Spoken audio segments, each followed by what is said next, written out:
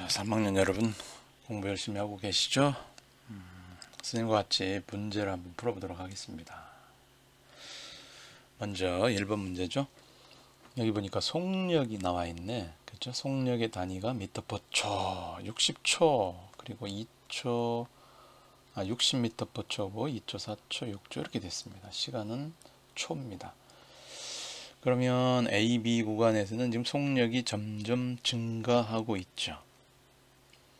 CD 구간에서는 속력이 감소하고 있죠. 그리고 BC 구간에서는 속력이 좀 일정하니까 이건 등속이에요. 등속. 속력이 60m/초로 일정하다. 등속이면 정지한 게 아니라 이마만큼의 이동거리가 있는 거예요. 그 밑에 넓이만큼. 속력과 시간을 곱하면 이동거리가 됩니다. 그러니까 BC 구간에서는 정지하고 있다. 틀렸습니다. 그럼 BC 구간에서는 얼마만큼 이동했느냐? 요 시간이 4초입니다. 2에서 6초니까 60m/초로 갔습니다. 1초에 60m/씩 4초간 가면은 240m를 갔겠죠. 이 넓이는 240m가 나와야 돼요. 이것도 틀렸습니다. 그러니 지금 옳은 것을 고르는 문제니까 간단히 보면 0에서 2초 동안의 물체의 평균 속력, 그래서 평균 속력의 정의가 뭐냐? 평균 속력이라고 하는 것은 그 시간 동안, 걸린 시간 동안에 총 이동거리입니다. 얼마만큼의 이동했느냐 이런 얘기예요. 자, 우리 교과서에도 평균 속력은 이동거리를 걸린 시간으로 나눴습니다. 그럼 여기 동그라미 친 게 넓이가 이동거리가 됩니다. 요 삼각형의 넓이는 얼마냐? 60m/초씩 갔는데 2초 동안 간 거냐? 속력이 증가하면서 갔단 말이에요. 그러니까 이 밑에 넓이를 구하려면 삼각형의 넓이를 구하면 됩니다. 이동거리. 2초 동안이 60이면 120인데 딱 절반이니까 60m를 간 거예요. 2초 동안. 그래서 계산하면 30m/초 맞게 되죠. 정답은 5번으로 우리가 체크하면 되는 문제입니다. 평균 속력이 원래는 이제 고교 과정에서는 사실은 이게 직선 운동 같은 경우는 0에서 60이다. 그럼 2를 더한 다음에 2로 나누면 평균 점수 내듯이 내면 됩니다. 평균 하는 것은 그런 방법이 있는데 지금 우리는 정의 그대로 이 평균 속력을 구해봤습니다.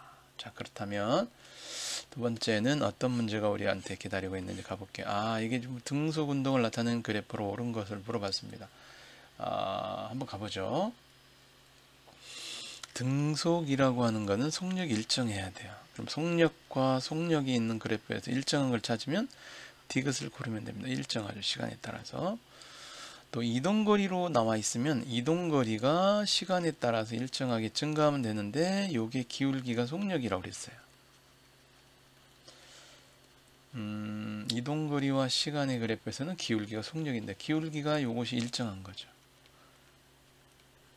그래서 요거는 기울기가 0인 걸 얘기하는 거고 속력이 0인 걸 얘기하는 거고 요 기울기가 일정한 요 놈은 바로 등속운동이 되겠습니다. 그래서 니은 디귿을 고르는 문항을 찾아주면 되겠어요. 자, 등속운동에 관한 정의, 그래프로 어떻게 나타낼 건지를 묻고 있습니다. 자, 그러면 이제 세 번째 문항으로 한번 가볼게요. 자유낙하 운동에 대한 얘기가 나왔습니다. 여러분들 자유낙하 운동이라고 하는 게 뭐죠? 교과서에서 우리가 중력만을 받아서 내려오는 운동입니다.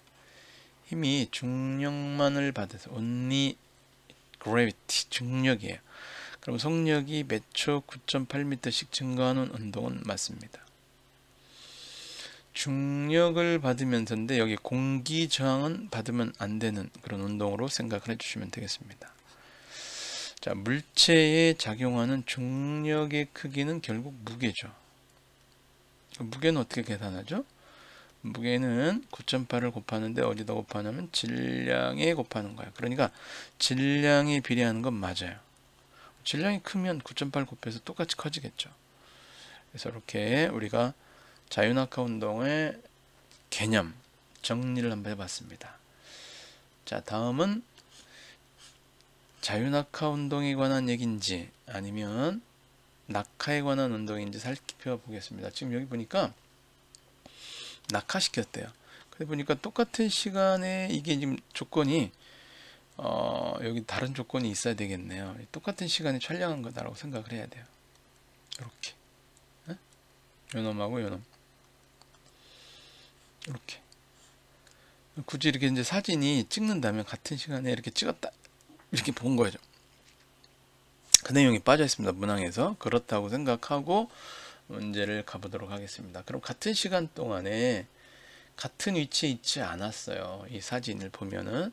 그러니까 뭔가 다른 게 작용한 것 같아. 그래서 이거를 우리가 정리를 해주면 깃털에는 이게 공기 저항력, 즉 부력이 작용하는데 부력만은 아닙니다. 중력이 작용하니까 떨어졌겠죠.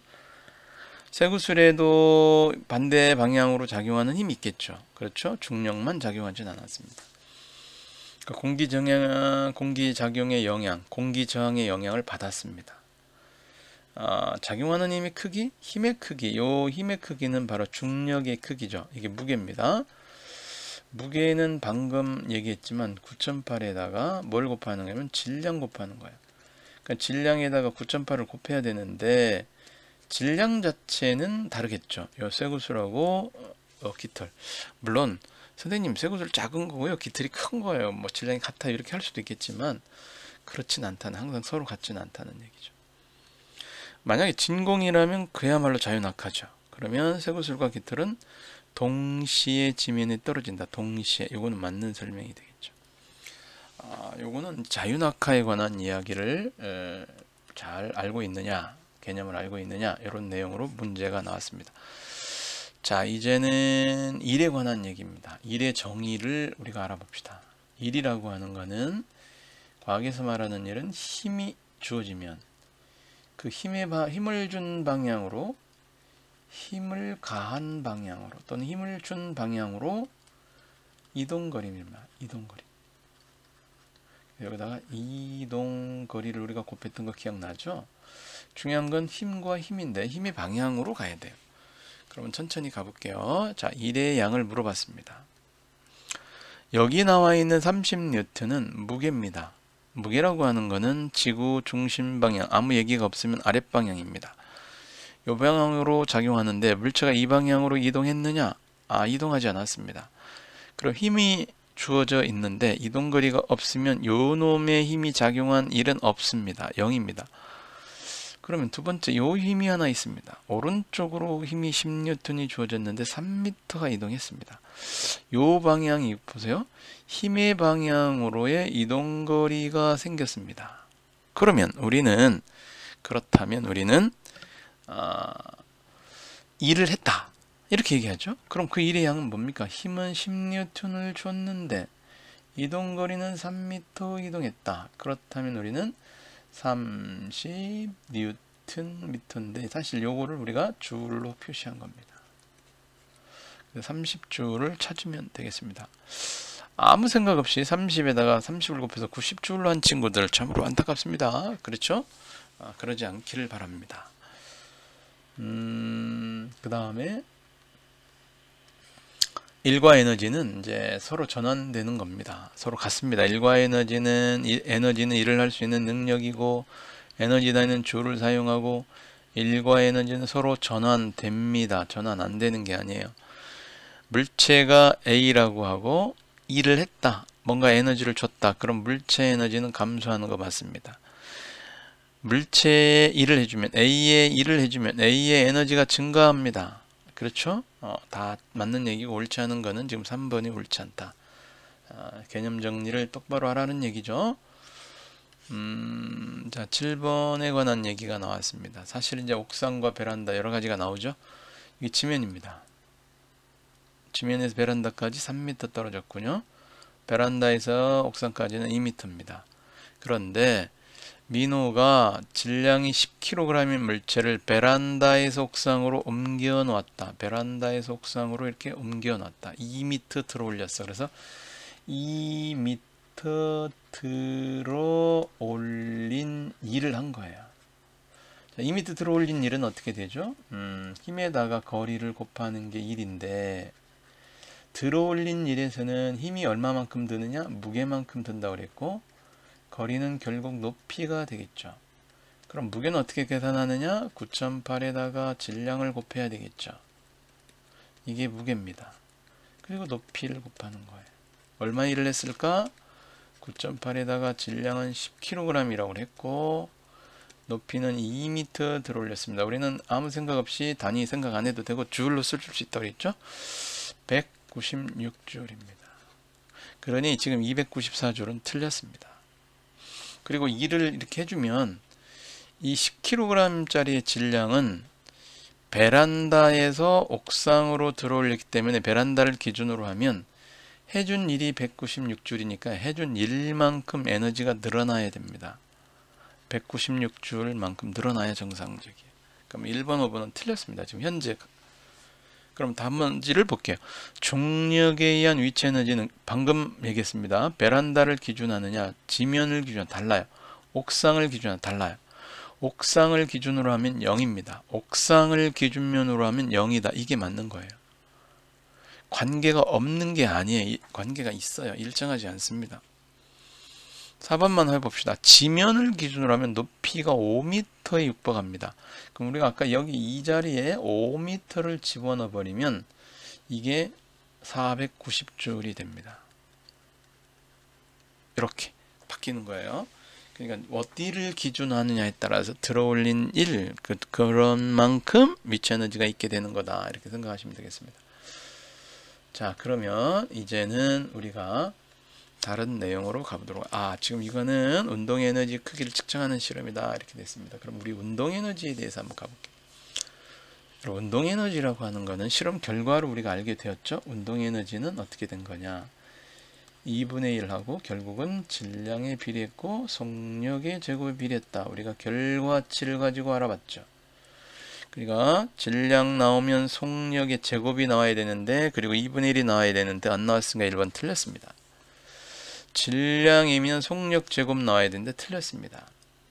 수레의 속력이 나오면 질량이 나와야 되는데 틀렸습니다. 속력 제곱이고 2분의 1이 나와야 됩니다. 질량이 나오면 수레의 속력 제곱이고 2분의 1이 나와야 되는데 틀렸습니다. 다 틀린 내용이군요, 지금. 그런데 마지막 5번은 뭐가 걸리냐면 수레가 어디에서 얼마만큼 이 수레가 여기서 이렇게 쭉 내려와서 위치 에너지가 운동 에너지로 전환되고 이놈이 여기를 딱 밀어서 나무 도막이 밀려나는 일입니다. 그러면 수레가 여기서 지금 에너지가 전환되죠. 수레가 가지고 있는 에너지가 1로 전환되는 겁니다. 그럼 1이라고 하는 게 뭐냐? 나무 도막에 얼마만큼 일을 한 거냐? 나무 도막이 뭔가 힘이 있고 이동거리가 생겼다. 이거죠. 그럼 좀 더 구체적으로 가면 이 힘은 뭐냐? 나무 도막이 처음에 마찰력이 작용해서 가만히 서 있는 거예요. 이렇게 있는 거예요. 근데 때려가지고 얼마만큼 힘을 준 거냐? 사실은 마찰력만큼의 힘을 줬다. 요 이야기는 선생님 수업 시간에 그렇게 많이 강조하지는 않았습니다. 그런데 중요한 건 마찰력에 대항해서 이동거리가 생겼다. 다시 설명합니다. 여기에 있던 나무 도막이 누군가 와서 밀어주면 얼마만큼 힘으로 밀어주냐면 여기에 작용하는 마찰력만큼의 힘을 줘서 밀어내야 얘가 언젠가는 멈추게 되는 겁니다. 그런데 이동거리가 생겼죠? 그러면 일을 한 거죠. 나무 도막이 밀려난 거리, 그러니까 나무 도막이 이동한 거리에다가 나무 도막의 마찰력 힘, 그 정답은 요만큼이 맞죠.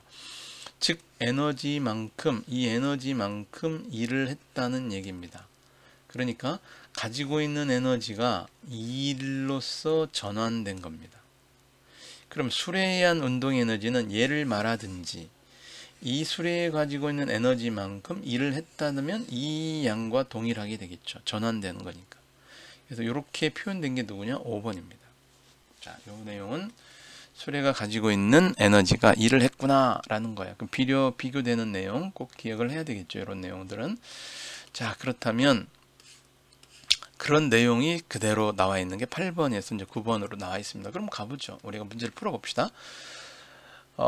속력이 1이야. 그럼 이제 운동 에너지가 얼만큼 있느냐를 우리가 알려면 에너지 공식을 한번 써보겠습니다. 2분의 1 한 다음에 자, 얼마의 질량이냐면 2kg인 수레입니다. 이 자체가 2kg이에요. 근데 1의 제곱으로 갔더니 얘가 일을 했다는 거. 얼마 일을 했느냐? 마찰력에다가 밀려난 거리인데 밀려난 거리 30cm입니다. 단위는 나중에 생각해 보는 거야. 이건 구체적으로 계산한 값이 아닙니다. 여기 힘이 들어가는 거야. 마찰력이든. 그런데 이제 얘를 조작하는 겁니다. 질량의 2kg인 추를 얼려놓고, 그럼 여기다가 추를, 여기다가 2kg의 추를 더 얹습니다. 그럼 조합 4kg의 수레가 날라오는 겁니다. 굴러가는 겁니다. 자, 속력은 2m/s로 가는 겁니다. 그러면 이 바닥면에서 작용하고 있는 마찰력 힘은 똑같겠죠. 그러면 여기에 달라지는 거야. 근데 아까도 선생님 얘기했지만 에너지만큼 이게 밀려난 거리가 달라지겠죠. 자, 계산해 볼게요. 요 값은 1입니다. 요 값은 얼마냐고요? 4, 4, 16의 절반 8입니다. 자, 그러면 결국 이겁니다. 1이라고 하는 전체 값이 1입니다. 1이라고 하는 값이 있을 때 30 같으면 요 값은 8이 됐습니다. 에너지가 8배가 늘어난 거예요, 결국은. 그럼 얘도 8배 밀려나야 되죠. 요 힘은 똑같다고 생각하고. 마찰력은 일정하다고 그랬으니까. 그럼 여기 8배 늘어나면 얼마냐? 요게 240cm다. 이렇게 우리가 알 수 있는 거야. 그러니까 이건 뭐죠? 수레가 가지고 있는 운동의 에너지만큼 일을 했다. 일과 에너지가 전환되는데 에너지가 얼마만큼 커지느냐에 따라서 일한 양도 똑같이 비례해서 커졌다. 이런 얘기죠. 이건 9번은 그런 내용을 살펴보는 겁니다. 굳이 이 값을 계산하지 않고도 비례해서 알 수 있는 내용의 문항이 되겠습니다. 자, 그러면 중상과정 수준으로만 생각하시면 되겠어요. 자, 그러면 요렇게 한번 가볼게요. 그림은 A와 B의 운동에너지와 속력인데 이 그래프를 설명해 봐라. A는 속력이 일정한 운동이니까 등속 운동이다. 이렇게 우리가 설명하면 되겠죠. B는 지금 속력이 일정하게 증가하고 있는데 우리가 배운 건 딱 하나입니다. 자유 낙하 운동입니다. 자, 우리가 진공 속에서 자유 낙하 운동은 9.8m/s씩 속력이 증가하는 운동이다. 이렇게 설명하면 되겠죠. 자, 그렇다면 11번으로 가보겠습니다. 지금 이 11번은 영수가 한 일인데 지금 물체를 옮기는데 여기 옮겼거든요. 근데 이 사람이 들어 올려야 됩니다. 일단은 1m 들어 올려야 돼. 이렇게. 그러면 이 무게가 10N입니다. 10N의 무게를 10N이 아래쪽으로 작용하고 있는데 위쪽으로도 10N을 주어야 들리겠죠. 요 힘이 10N이야. 즉 무게가. 그럼 높이는 1m. 그럼 일단 10N 곱하기 1m의 일을 했습니다. 이 값이 얼마냐? 이 10줄이에요. 10줄 일단. 10줄의 일을 했어요. 자, 10줄의 일을 하고 나서 어디로 갔냐면 쭉 옆으로 갔습니다. 앞으로. 20m. 근데 계속 물체를 들고 있는 상태에서 옮기니까 들을 때 오른쪽으로 간다 그래서 이 오른쪽으로 힘을 준 게 아니라 힘은 계속 위로 들고 있고 20m 갔으니까 90도의 일, 20m 가는 동안에 일을 하지 않은 거죠. 그러면 영호가 물체 한 일은 결국은 10줄밖에 없습니다. 그렇죠? 10줄이다 라고 이야기하면 되겠습니다. 설명을 해주면 되겠죠? 자, 그러면 10줄의 일을 우리가 설명 끝냈고, 자, 그 다음 문제로 한번 내려가 보겠습니다. 그 다음 문제는 어디로 가야 되느냐. 자, 12번에 보면, 자, 12번, 다음 문제는 뭐 다른 횟수고요. 12번에 보면 이런 마지막 문제가 나와 있습니다. 어떤 문제죠? 자, 나무도막이 밀려난 거리를 측정했다. 나무도막이 밀려났는데 추의 위치 에너지인데 높이 사이 관계를 알아보고 싶었대요. 높이 사이. 그럼 높이 추가 얼마만큼의 높이에서 떨어졌을 때 이 막대가 얼마만큼 밀려났느냐, 이만큼 밀려났느냐, 이만큼 밀려났느냐 이런 걸 알아보는 거잖아요. 그럼 일정하게 유지시켜야 되는 건 뭐냐? 이런 거를 이제 통제 변인이라고 하는 건데 추의 질량은 일정하게 놓고 높이만 변화시키면 높이와 나무도막이 밀려난 거리를 알고 싶은 거죠. 결국 이거는 지금 뭐냐면 추의 위치 에너지입니다. 9.8에 질량의 높이가 추가 갖고 있는 에너지예요. 그럼 얘가 얼마만큼 밀려났느냐. 나무도막이 밀려난 거리를 알고 싶으면 밀려난 거리. 그리고 뭐 여기 힘이 있겠죠. 요 힘이 마찰력입니다. 요 집게와 나무서막. 그러면 밀려난 거리를 높이하고 알아보고 싶은 거예요. 그럼 질량은 일정하게 놔야 되는 거 아니에요. 그죠? 이 9.8을 곱해서 무게를 일정하게 놔도 상관은 없습니다. 질량은 일정하게 놓고 실험한다. 이렇게 쓰면 되겠죠.